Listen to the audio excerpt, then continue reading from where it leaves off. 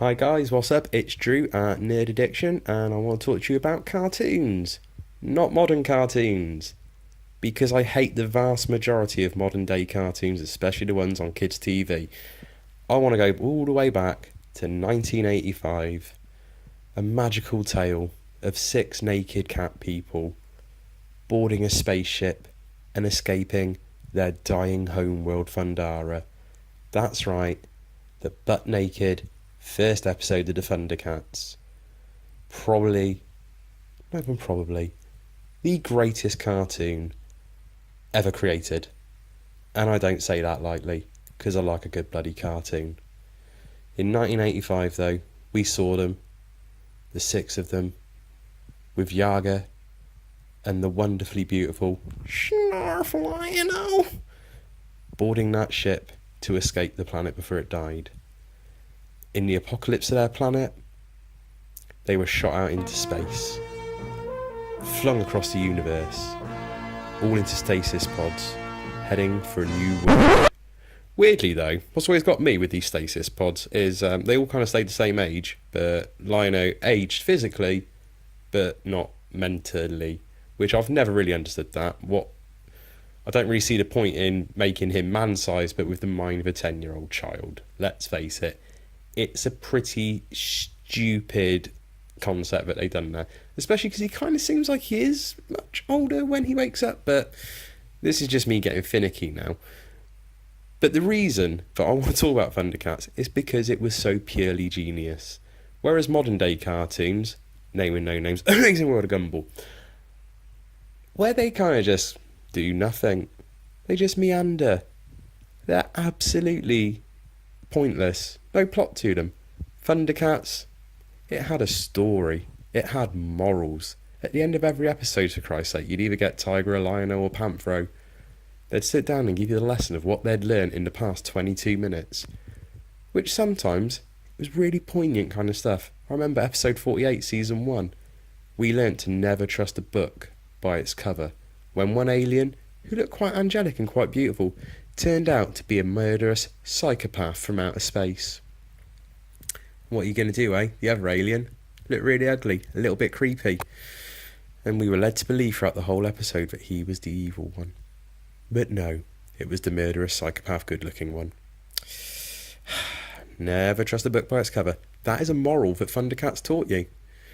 Other things that it taught me: never walk in to an ancient pyramid inhabited by a creepy mummy wearing a red cloak. Down to Skeletor, Thundercats probably gave us the most iconic and memorable villain of the whole of the 80s. Mumm-ra, the ever-living. He was terrifying. I remember being 3 years old, and this is one of my earliest memories, crapping myself almost at the sight of him, because my brother used to watch it. He was a couple of years older than me. He used to watch it. I didn't know what it was. I was a kid. I was a baby pretty much. The idea of Mumm-ra terrified me for years, until the 90s when I finally watched Thundercats for myself. It's how long it took me to get over the fear. It took me nearly a decade to get over my fear of that thing. But hey, it just added to the absolute brilliance of the show. The main characters though, they all had their own like little parts to play. They were like a little family, weren't they? You had Chitara, she was the fast one, she was the speedster. You had Tigra, who, whilst Lino was the king of the Thundercats, Tigra was kind of like the one that had it going on at top. He was actually the brain of the family. Panthro, okay, so he might have looked like he was going to a questionable nightclub with some kind of 80s pastiche bondage wear going on. But he was the tough guy. He was definitely the tough guy. And I wanted nunchucks because of him. Not the turtles, because of Panthro. He was so cool. Kit and Kat, yeah, was the name of a chocolate bar. But they were just like the cool, happy-go-lucky. They were also kind of surfer dudes because they flew through the sky on their like little like skyboards, which was always cool. The mutants, wow, Slive, like the pure embodiment of evil. He's just quite a nasty guy. I remember him trying to basically just cut Tiger in half in the water. Just yeah, I'll just go kill Tiger. Because that's what Thundercats was about. In the 80s, we didn't have restrictions on violence in a cartoon. You can get away with pretty much anything on kids' TV. It was great. And most importantly, it was violence with a plot and a point. Not like these stupid cartoons these days, where there's no plot or point to anything that happens. You just get to the end of your 22 minutes and phase out. And that is why cartoons like Thundercats will always live on.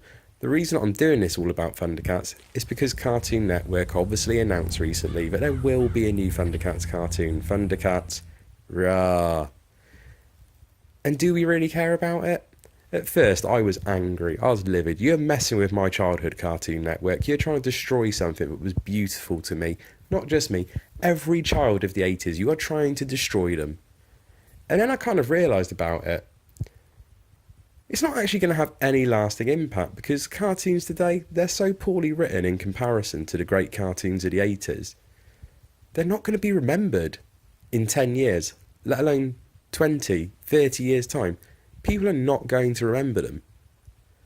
So if I ask my kids what went on in an episode of Gumball that they watched this afternoon, they would not be able to tell me.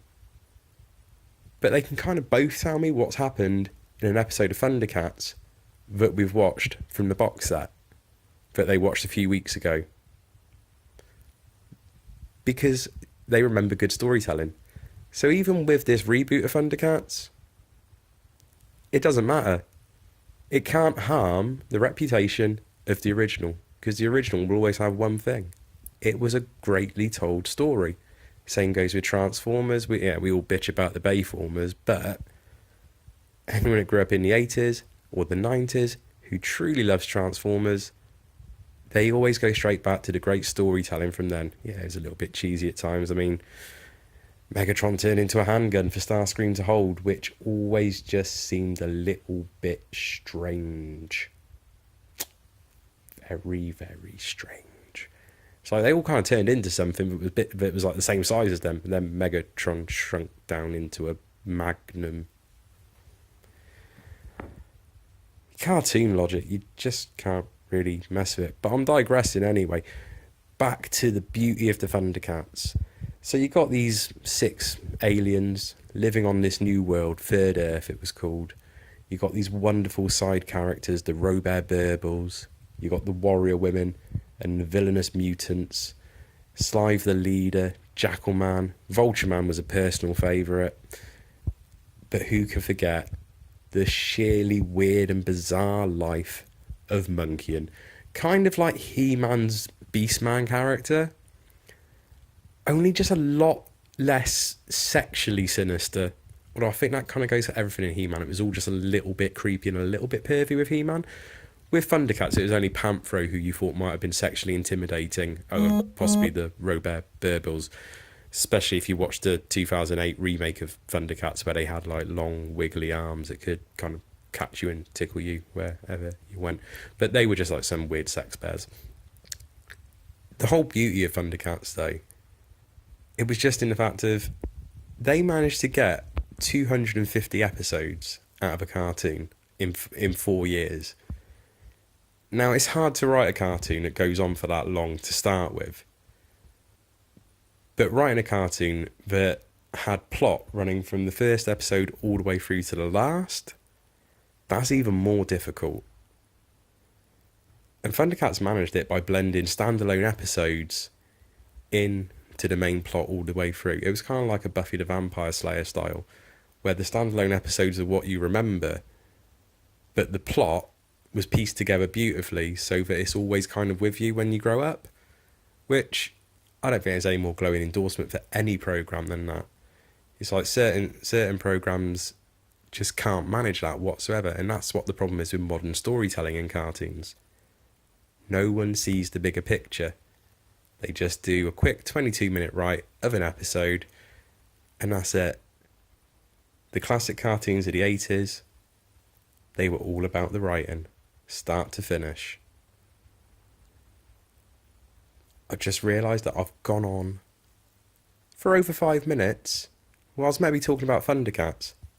But I've pretty much done a character assassination on Cartoon Network. but that's because they're stealing our dreams of childhood.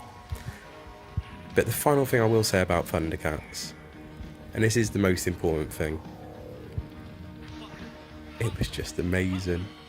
Kids that grow up now, you don't have the same benefit of it.